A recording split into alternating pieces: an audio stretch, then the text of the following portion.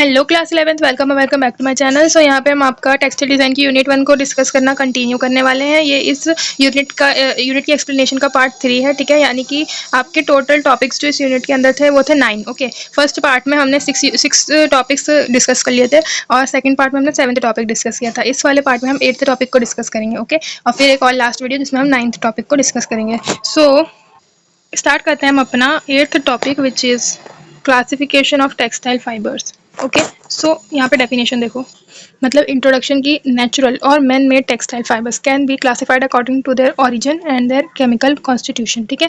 तो हम उनको कैसे क्लासीफाई कर सकते हैं? उनके ओरिजिन से, उनके कॉन्स्टिट्यूशन से, केमिकल कॉन्स्टिट्यूशन से, ठीक है।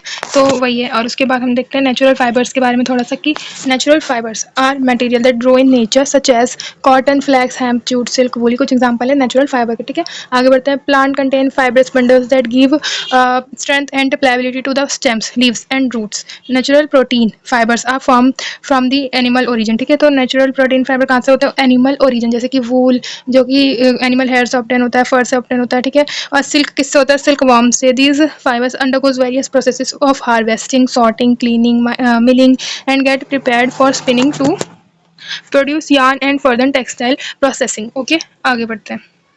यहाँ पे देखो एक टेबल है जहाँ पे दिखा है composition origin of natural fibres. तो देखो यहाँ पे नेचुरल फाइबर के टाइप है, ठीक है। और ये कौन सा है? ये सेलुलोसिक या फिर वेजिटेबल फाइबर्स, ठीक है। तो यहाँ पे नेम लिखा हुआ और यहाँ पे उनका ओरिजिन लिखा हुआ, ठीक है।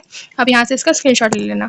और यहाँ पे कुछ है हमारे पास एनिमल फाइबर्स, ठीक है, और मिनरल और रबर फाइबर्स, ठीक है, और उनके नेम और उनके ओरिजिन।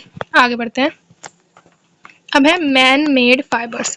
तो ये कौन सा फाइबर है? The fibre forming ingredient of man made fibre are extruded, twisted and और spun to form a long chain polymer. यानी कि उनको एक्सट्रूड किया जाता है, ट्विस्ट किया जाता है, जिससे एक लॉन्ग चेन पॉलीमर बनाता है। The liquid substance force through a spinneret. अब देखो मैन मेड फाइबर के अंदर है ना एक जरूरी चीज़ क्या है? स्पिनरेट, ठीक है। एक मतलब प्रोसेस के अंदर एक मशीन है जो भी है, तो या फिर उसको स्पिनिंग जेट कह सकते हो आप, ठीक है।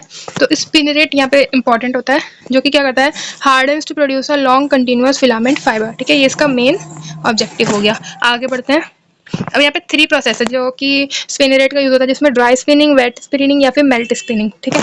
अब हम यहाँ पे पहले देख लेते हैं ड्राई स्पिनिंग प्रोसेस। इसमें क्या है? Filament emerging from the spinneret are solidified, ठीक है। यानी कि जो फिलामेंट इमर्ज हो रहे हैं ना, वो सॉलिडिफाइड करे जाते हैं और फिर उसको ना ड्राई किया जाता है, और उसको मतलब विथ वार्म एयर उसको ड्राई किया जाता है, और फिर उसको ना मतलब ये है ना वही फिलामेंट फिर ऑब्टेन हो जाता है। तो इसको ना क्या क्या चीज़ बना सकते हैं? जैसे एसीटेट एक्रिलिक, मॉड एक्रिलिक और ट्राइसिटेट फाइबर्स बनाए जा सकते हैं, ठीक है। और यहाँ पे देखो, यहाँ पे एक डायग्राम है। यहाँ पे देखो पॉलीमर सॉल्यूशन से पंप होके स्पिनरेट में जाके ये इवेपोरेशन होके यहाँ पे, और ये देखो आपका फिलामेंट बन जाता है, ठीक है। मैंने आपको बता दिया फिलामेंट, यहाँ पे धागा, ठीक है। आगे बढ़ते हैं। वेट स्पिनिंग प्रोसेस के अंदर क्या है? Filament emerge from the spinneret, यानी कि स्पिनरेट से निकलते हैं और फिर डायरेक्टली केमिकल बाथ में जाते हैं, फिर वहाँ से सॉलिडिफाइड किए जाते हैं, रीजनरेट किए जाते हैं, ठीक है। तो इस प्रोसेस से आप क्या क्या बना सकते हो? एक्रिलिक और रेयन, ठीक है। आगे बढ़ते हैं। यहाँ पे देखो डिजोल्व पॉलीमर से आगे आया ये स्पिनरेट के अंदर, फिर यहाँ से निकल के ये आपका बन जाता है फिलामेंट। ओके, आगे बढ़ते हैं। मेल्ट स्पिनिंग प्रोसेस के अंदर क्या है? Fibre forming substances melted for extrusion, यानी कि जो फॉर्मिंग सब्सटेंस है ना जिससे फाइबर बनेगा, उसको ना मेल्ट कर देते हैं, ठीक है, और फिर हार्ड किया जाता है बाय कूल एयर, ठीक है।